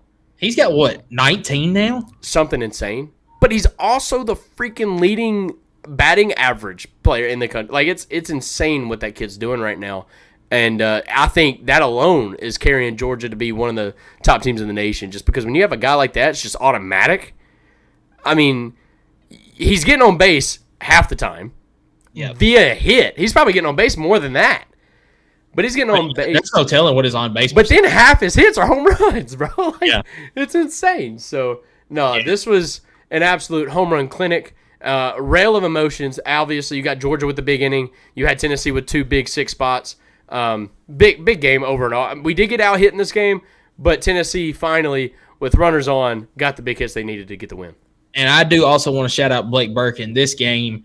He tied the Tennessee record for home runs in a career in this game. Tied his, mentor, you would say, Luke Lipsius, with 40. So we're on the lookout for number 41 for Blake Burke to break the Tennessee record. And Christian Moore is right behind him as well. Christian Moore, I believe, is at 37 or 38, sitting at 5th right now. So we're going to have a new top 2 by the time the season is over with. Probably before next week. Before we talk. Good possibly. Well, Simo, it'll take, I think, a little bit more than that. But Blake Burke for sure. Well, Simo, when he hits home runs, he hits them in bunches. Right. So he'll have a 2 or 3 home run game here. He's due, honestly. He's probably due. So, but no. And then today, Tennessee actually gets the series win on a shutout. That's right. We're starting to act like the softball team now, baby. Let's freaking go. 7-0. I think this speaks volumes, right? This was the rubber match. This was really big for the sake of the momentum of both of these programs. It started out in a dog match, right? 0-0 for the first 3 innings. You kind of thought you were going to have a pitcher's duel. And then Tennessee comes out and do what they needed to do, getting a crooked number in the 4th, following it up in the 5th. But I think it's more impressive that we shut down Georgia on our third day of pitching, and a day in which you had to use a lot of pitching that Saturday, right? I mean, a lot of pitching. But Kirby Cannell came in the clutch in that game. He pitched a lot of innings, so good for him. But a day where you thought you might have been a little bit low in the bullpen, you came out, not only did you get the win, you shut out a very explosive Georgia offense and locked up the series for your second consecutive series win. Well, luckily you only had to throw 2 guys in this game because Xander Sechrist threw 6 innings. Then you brought in Nate Snead to finish up. He threw the last 3 innings. Nate Snead did a great job. I mean, they both did, but Nate Snead came in and he actually, he followed it up, did everything he needed to do. He kind of got in some spots, had some guys on base, but I caught the very end of that. He did a great job pitching around that, shutting them down. And we just talked about the 8 home run effort yesterday between the 2 teams. 1 home run combined in this game, and that was a Dalton Bargo blast. Not sure which part of the game that was in, but because I don't have that pulled up. But Dalton Bargo. Hang on 1 second. Yeah, Dalton Bargo with the only home run in this game. I said I had it. 1 second. They don't have the. Here we go. They don't have the stats up yet. Dalton Bargo homered in the 5th inning. I don't know where you found that. It's on the stat broadcast that I use. There you go. So yeah, he homered in the 5th inning, solo home run. So, but as you mentioned, another series win. That's big for Tennessee. You know, like we mentioned for the softball, you don't have to sweep every series, but take 2 out of 3 in each series. Unfortunately, we dropped 2 games to Alabama to start the season. Alabama's a good team. And, you know, if you lose a series or 2, that's okay, too. I mean, everybody. Well, but Tennessee right now, they are 2 out of 3 on their series. You welcome in Auburn, or do we go? No, we welcome in Auburn this weekend. So Auburn is going to be a home series. And speaking of which, we were supposed to have the Up-Tempo podcast. They're an Auburn podcast. They were going to join us today with Eastern and with us moving the time back because of the Tennessee-Purdue game. We're actually going to do that Wednesday night. So I like that. Do a breakdown of Auburn, Tennessee. And, look, all due respect to Auburn, Tennessee needs to look to get their first sweep of the year against Auburn. Auburn's down bad this year. They lost their dude in, was it Sonny Dykes? Was that their guy last year? That was just freaking piping. Their best, I mean, he was a big boy, and he was like the SEC leader in home runs, I think. I could be wrong, but I'm pretty sure it was Sonny Dykes. If somebody's listening. Sonny Dykes is the football coach, isn't he? I don't know I think his name was Sonny. Maybe Dykes is coming because of football, but there was a player in Auburn, and I swear I thought his name was Sonny, but if somebody can help me out, I don't know. But that dude, obviously, he was a senior last year. Auburn's just not been able to find that offensive firepower this year, and so they're kind of down. But Tennessee's got a big series with them this weekend. It's at Auburn, but it's at Auburn. The first game is going to be Friday night, 7 Eastern, on the SEC. I think the SEC Network may be nope, it's SEC Network Plus. Ain't that up? But I'm sorry. That's baseball season for you. It is what it is. If you guys do want to know how to watch SEC Network Plus, just get the ESPN app, get an ESPN Plus subscription. It is a little expensive, but it's only like $60 a year maybe. But I'm telling you, with how much I watch baseball how much I watch basketball, the way I've been watching it lately, it is very much well worth it, especially if you want to keep up with the spring sports.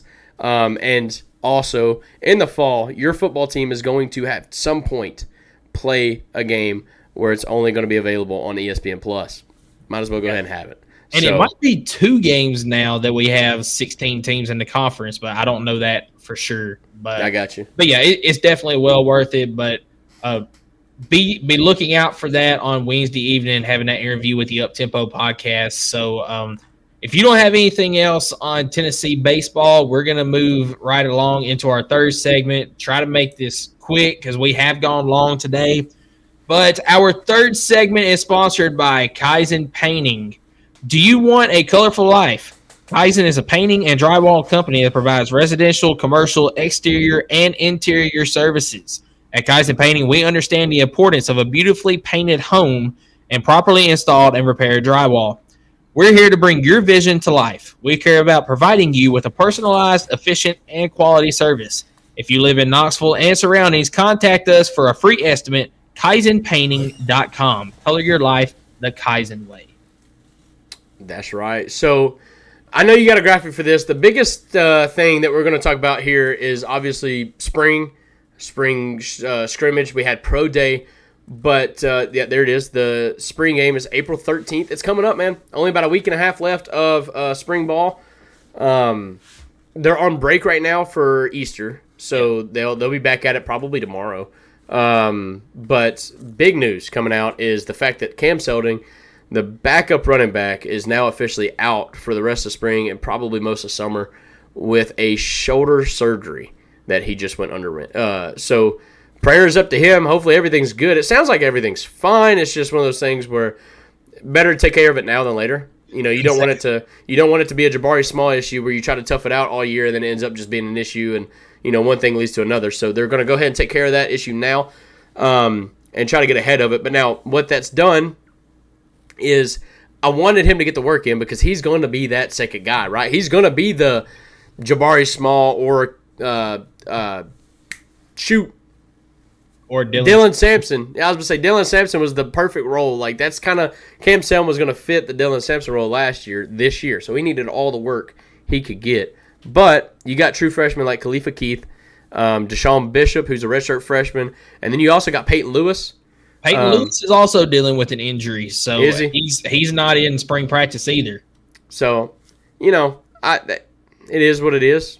That's why you're seeing a lot of people on the D-line and on the offensive line not participate in spring, is because you don't want to have to go through that. But, you know, hopefully Peyton Lewis and Cam Selding can get through it. But Khalifa Keith, Deshaun Bishop, man, this is kind of like a dream scenario for you, right? Like a chance to kind of really assert yourself into that third string back rotation.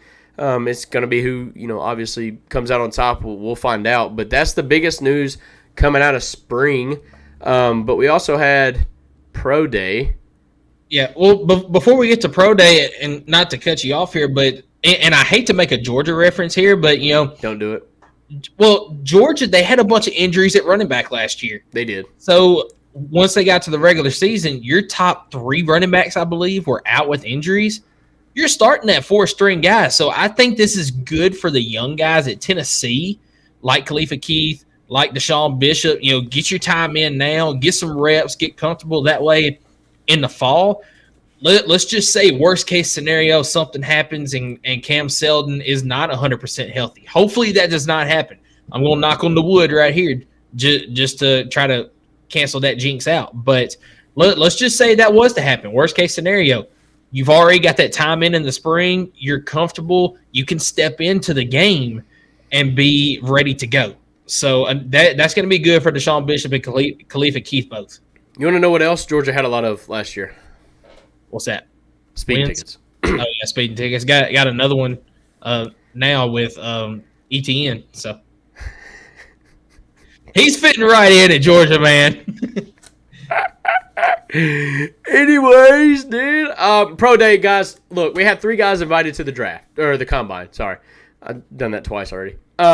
We had 3 guys invited to the combine. We had a lot more participate in Pro Day, which was freaking awesome, because I just realized as we were going through these names, I don't know how some of these guys weren't invited to the combine. And now I'm kind of somewhat hopeful that we may have a 4th draft pick in this year's draft, because one of the best tackling linebackers in the SEC, and Aaron Beasley, wasn't even invited to the combine, but yet he participated in Pro Day.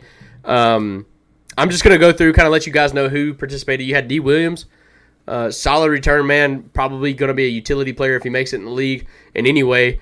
McAllen Castles had a day. A tight end, had one of the best. Actually, I had that pulled up. McAllen Castles, 6'4", 244, posted a 10'6" broad jump and a 37.5-inch vertical. 37.5-inch vertical leap. All right, those marks would have registered 1st and 3rd respectively among tight ends at this year's NFL Combine. So McAllen Castle is trying to make a name for himself, trying to get up there in the draft boards. I think he might have done just that. But we had guys like Jalen McCullough, Kamal Haddon, obviously he was at the Combine. You had Gabe Julie-Lally, Jabari Small, Jalen Wright, of course, Ramel Keaton, Jacob Warren, Joe Milton, Aaron Beasley, Charles Campbell, Jeremiah Crawford, Karat Garland, and then Ollie Lane, I believe, wraps up most of the guys. If I left one out, I'm so sorry, but most of the guys that were there in Pro Day. Pro Day was like the same time as the scrimmage, or maybe a day apart, so that was kind of hard. But Tennessee did wrap up their first scrimmage. But a Pro Day. Let's keep this on topic because I'm terrible about jumping around. But I'm thinking 3 draft picks from the guys that went to the Combine, right? That's why they got invited to the Combine. So you expect those 3 to be drafted. I don't think that's going to be terribly high. I think Jalen Wright could be a second rounder. I'm not even joking. I think he's one of the top 2 running backs in the draft. And that's, you can call it orange glasses all you want. That dude's a dog. Is there a 4th guy in the draft that you could see coming out of this class? Absolutely. I think that. Who is it?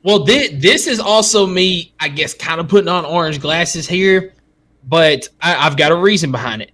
I could see 5 or 6 getting drafted because you got Ollie Lane and Jeremiah Crawford, offensive linemen. Offensive linemen, good ones, are at a premium in the draft and in the NFL. So if they put up good numbers in the Pro Day, I don't have a list of all the numbers. I can see Jeremiah Crawford, but I think he's a little undersized. I agree. And, Ollie Lane, he was steady at Tennessee, but he had his issues. So if they can impress in Pro Days, and maybe they impress coaches with their interviews, stuff like that, then I could see those 2 guys getting drafted late. And then maybe one more, whether it be a guy like McAllen Castles who had fantastic numbers. Maybe it's a kicker in Charles Campbell, who I was told made like 4, or maybe it was like 3 of 5 from 60+ yards in his Pro Day, something like that. Or you mentioned maybe a utility player like D. Williams, But no matter what, if there is a 4th, 5th, or 6th guy, something like that gets drafted from Tennessee, it's going to be late in the draft. I think I agree with that. But I really do think that McAllen Castles could be of value. All right. I know we didn't necessarily utilize him to the best of I think he could have, but he really came on strong at the end of the season as being not just a good run protector or pass protector, but also run blocker. The dude could catch the ball and run. So I think obviously tight ends is more like a wide receiver in the NFL game, and that's fine. But I think with McAllen Castles throwing up numbers the way he did, who knows? Maybe that raises his bar a little bit. Obviously, there's only 7 rounds in the draft, I believe. Yep. So it's going to be hard. But if I had to do like a little bit of a mock, right, I'm having my guy Jalen Wright go 2nd round. I'm going to just say mid-2nd round. I don't want to put too high of expectations on it because he's a running back. Running backs, for some reason, tend to not get the hype for the draft as they used to. But I think Joe Milton could be a 4th round backup quarterback pick. I'm going to say 3rd round. You are going to say 3rd? See, I couldn't put him above Hooker. I could not have put him above Hooker. I think he's a late day 2. Okay. That's fine. And honestly, with the attributes that kid has, why not? Why not? That could be like an Anthony Richardson type story. He could go 2nd round just because he's got all the tools there. And if you got a coach that's, I'm not going to say stupid, but has the ignorant mindset of I don't care what he did in college, I can fix it type attitude. Maybe he can do that with Joe Milton, and and for that matter, hats off to him. I hope he does. But I'm thinking Joe Milton 4th round. All right, Jalen Wright 2nd round. Yeah, I'm with you on Jalen Wright. Kamal Haddon 5th round. I'm going to go late 5th, early 6th. Late 5th, early 6th. I gave this kid a lot of hate. I hated his attitude. I hated everything about him. But he turned not just his life around, but his play style around, and actually got this university to love him within like a 3-week span before he got hurt. And that's something that's hard to do. Yeah. And I respect him all the more for it. He stuck to the grind, and I hope he goes 4th round. But that kid, he's a baller, and I think people are seeing that, and I hope that he's able to make a full recovery, and he will. But hopefully it's not going to impact his draft stock too much. But I really think McAllen Castles can slip in 6th, 7th round. And that's going to be my 4th pick. I'm not going to go crazy and say that we're getting 5 guys in because I don't believe that. But I do think McAllen Castles, having the day that he had, maybe a tight end can fit in there and be our 4th overall pick, which would, I think, be 9 in the last 2 seasons for Josh Heupel in the draft. Yeah, something like that. So I think you're right. McAllen Castles, I think, would be the guy if there is a 4th one because of how he performed in the pro day. And, good thing for Tennessee is there was a representative from all 32 NFL teams that were at the pro day this past week. So every team got to see what this list of guys could do. Including VFL T. Martin. Yeah, that was awesome to see. A couple of notes coming out of the first scrimmage. Boo Carter, that guy. All right. Making plays in the open field. Shouldn't be surprised. Second note that I wrote down, Mike Matthews. That guy. All right. Making some plays on the sideline. I can only imagine what that could turn into in the fall. I truly believe Mike Matthews, as a true freshman, even with the transfers, could find his way onto the field and be a playmaker for Nico. So it's pretty much all I got from the scrimmage. We're not insiders. We're just fans, so we're just relaying the message of what we hear. But pretty excited. And some big news on the recruiting trail this past week as 4-star defensive lineman from Innsworth, Ethan Utley. He commits to Tennessee, and I've actually got his recruitment video or his commitment video pulled up. It's pretty neat to see. Blast it. It's got our boys from Talking Vols Network on it as well. He used some of the soundtrack for them, by the way. Shout out to them. They've actually been a big part of why I wanted to start a podcast. So yeah, those guys are pretty cool. But here's Ethan Utley's video.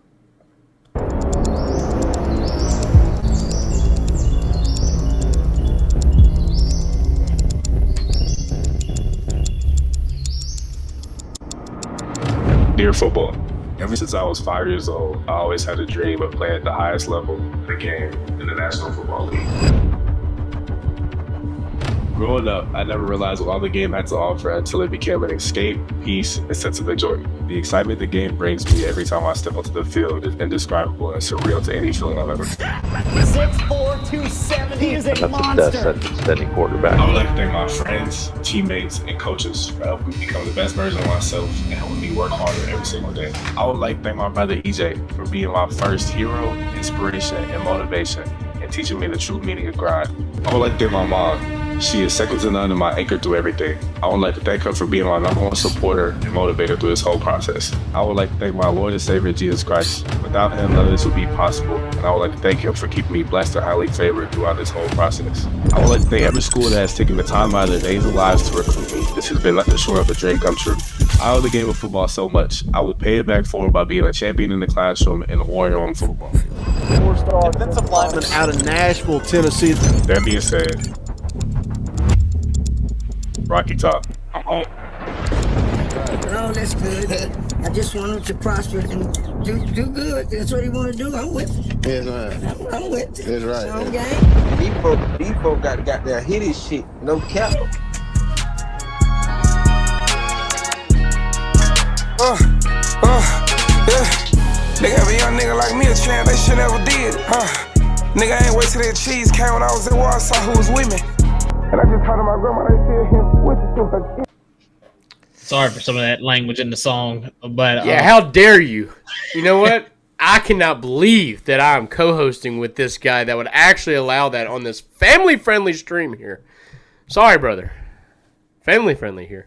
No, that's a big get. And honestly, now in the state of Tennessee, we've got 2 of the top 5 players here, right? It was still him and George McIntyre both are working on the other 3 guys. No, absolutely. The best thing you can do is get the top of the line of your own state and then allow those guys to start recruiting for you to lock down the rest of the state. Because if you can lock down your home state, then you can nitpick from Georgia, from Florida, from California, from whatever.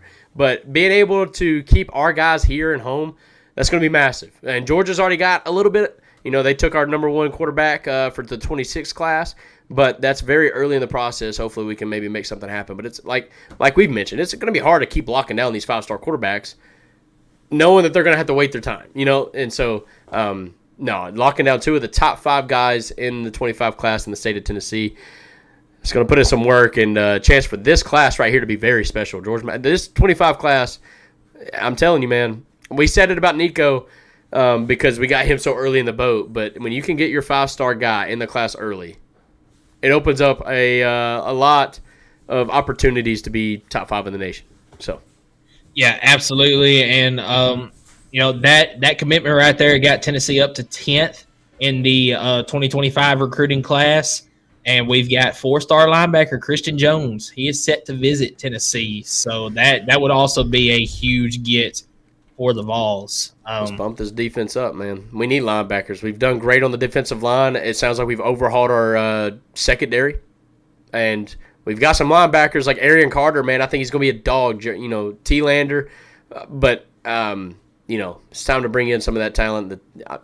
Golly, if we can get a defense like the late 90s, early 2000s back at Tennessee, man, I'm pretty excited about, obviously, what we've done to this point on the defensive line. But if we can keep growing with it, man, I'm really excited. Yeah, so you bringing that up, just kind of off topic real quick. It was something I saw on Twitter the other day. Somebody asked if you could take the top offense, top defense, and the best coach from your school and put them all together, what would it be? Mine was the 2021 offense, the 1998 defense, and General Neyland is the coach. Yeah, that's the only right answer. That's the answer. But General Neyland hires Josh Heupel as offense coordinator. There you go. But, like, that's the only answer. General Neyland was dominant. Yeah, he was. I mean, when you've got a guy like Bear Bryant that says everything served his country, came back, and kept winning. Yeah, and Bear Bryant said that, you know, he learned everything that everything that Bear Bryant learned came from General Neyland, and Bear Bryant never beat General Neyland either. So what I'm hearing is we built Bama too. That's crazy. Yeah, pretty much. We built Texas and now Bama. That's insane. No, I'm joking. Yeah, but the only other thing I have is a shout out to VFL Trey Lipscomb, who got called up to the majors after an injury on the Nationals, recorded his first career hit in his first at bat, and also went on to steal a base right after that base hit. Also made a slick play as well. Yeah. So had some assist. I think that's the first player, not a pitcher, to make it to the league. You know, for Tennessee that year, last year's players. So you still got obviously some players in the minors trying to make their way up, but big news for Trey Lipscomb. That's awesome. So, dude, if you don't have anything else, man, we're an hour and 50 minutes in this thing. I think it's about time to wrap it up, dude. So yeah, it's time to wrap it up. Thank you all for joining in and for bearing with us through this long episode. But I feel like we needed to give the basketball team the Elite Eight, man. Another one they needed. So that took about half of our show there. But from Skylar and myself, appreciate you tuning in. Tune in on Wednesday night as we have an interview with the Uptempo podcast from Auburn, previewing the Tennessee-Auburn matchup for this weekend. So anything else, Skylar? No, man, we're hurting. I get it. But Rick Barnes doesn't need to get fired because we went to Elite Eight. It's fine. Look, what a time to be a Tennessee fan, right? Yeah. Basketball went to Elite Eight. Softball's ranked 4th in the country. Baseball's ranked 5th in the country. We just got to stay at the top. We got to stay at the top, keep grinding, and keep being great fans and supporting our team. So that's what we're here to do. Go Big Orange.